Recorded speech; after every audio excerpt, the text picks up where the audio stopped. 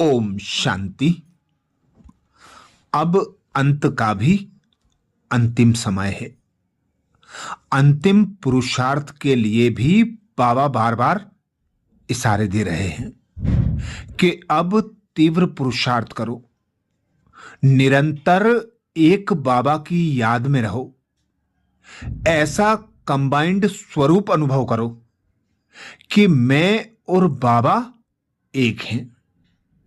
जैसे आत्मा और शरीर एक रहते हैं, ऐसे ही बाबा और मैं भी एक हूं। जैसे आत्मा शरीर के बिना कोई कर्म नहीं कर सकती, जैसे शरीर आत्मा के बिना कुछ नहीं कर सकता, ऐसे ही अब अनुभव करना है कि मैं बाबा के साथ कंबाइंड हूं। बाबा करावनहार है, मेरे द्वारा कर्म करा रहा है, क्योंकि अब अंत का भी अंतिम समय है। तो जितना बाबा से कनेक्ट रहेंगे, उतना सूक्ष्म इशारे भी कैच कर सकेंगे। जैसे बाबा कहते हैं, कलयुग के अंत में सारी प्रकृति तमो प्रधान होती है, आत्मा भी देह अभिमान के वश होती है। इसलिए आत्मा को अपनी चिंतन धारा को बदलने में ये तमो प्रधानता अर्थात 5 विकार अनेक बाधाएं पैदा करते हैं, आत्मा को भ्रमित करते हैं, क्योंकि तमो प्रधानता आत्मा के संस्कारों में घर कर गई है।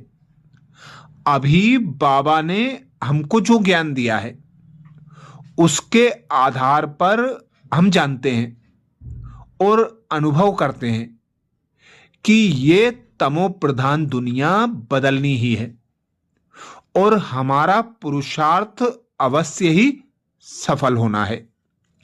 इसलिए इस पुरुषार्थ में कभी भी हतोत्साहित नहीं होना है।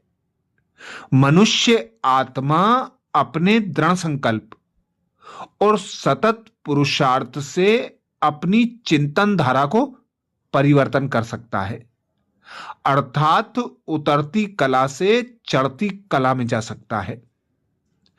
दृढ़ संकल्प से पुरुषार्थ करने वाले अपने पुरुषार्थ में सफल अवश्य होते हैं।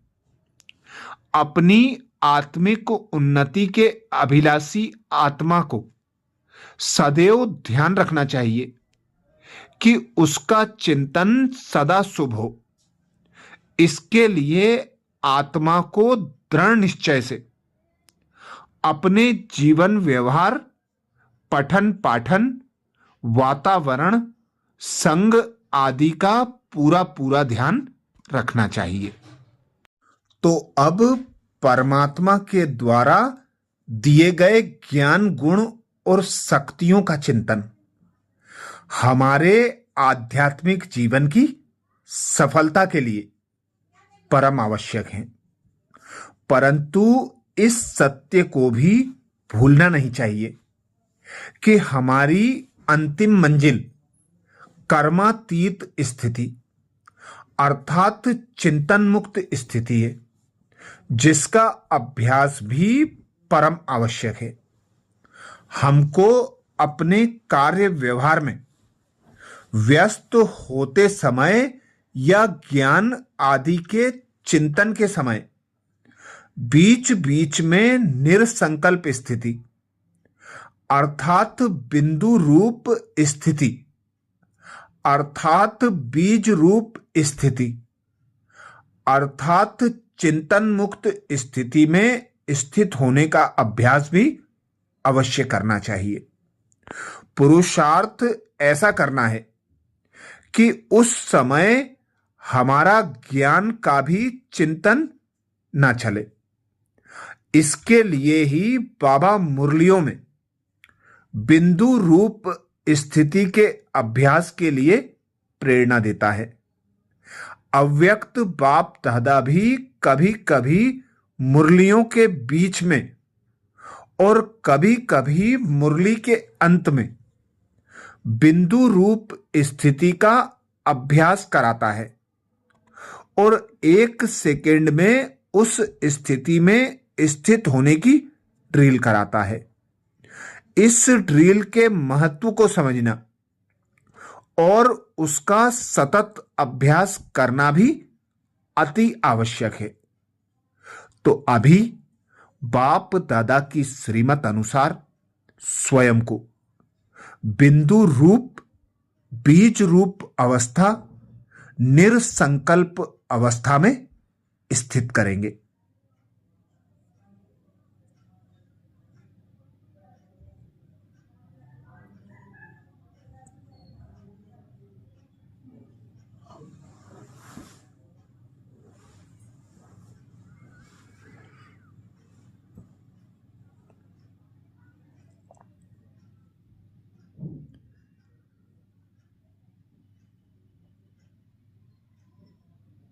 अच्छा, आगे बाबा कहते न्यारे तब हो सकेंगे जब जो कार्य करते हो वह न्यारी अवस्था में होकर करेंगे।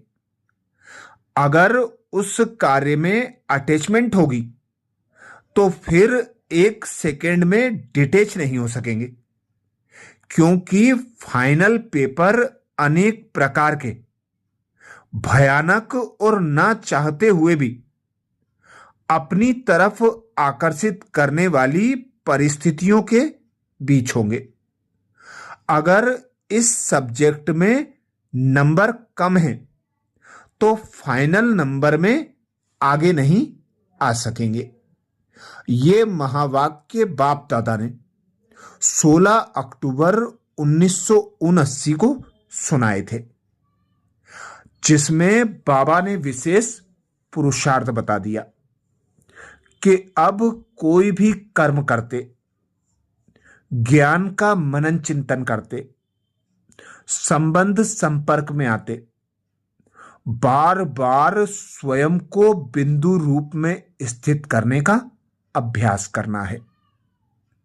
बार बार अभ्यास करेंगे तो फुल स्टॉप लगाने की आदत हो जाएगी और जितना जितना अभ्यास बढ़ता जाएगा उतना अनुभवी मूर्त बनते जाएंगे, क्योंकि अब समय, प्रमाण, परिस्थितियां और विघ्न तो आना है। तो हलचल के समय अपनी स्थिति को अचल रखने के लिए फुल स्टॉप लगाने की आदत नेचुरल नेचर हो जाए, व्यर्थ संकल्पों से संपूर्ण मुक्त हो जाएं, सदा बाबा की याद की लगन में मगन रहें, बाबा के ज्ञान का मनन चिंतन चलता रहे, कर्म करते भी कर्मयोगी स्थिति का अनुभव होता रहे। इसीलिए अप्रैल 2025 के लिए भी विशेष पुरुषार्थ आया।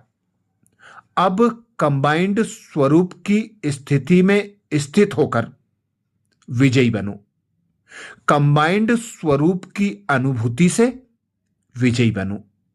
जितना बाबा को याद करेंगे, बाबा के साथ का अनुभव बढ़ाते जाएंगे, उतना अंतमति सदगति हो सकेगी। जितना ज्ञान का मनन चिंतन चलेगा, जितना सर्व आत्माओं की सेवा करेंगे, उतना ऊंच पद भी प्राप्त होता जाएगा। अच्छा, ओम शांति।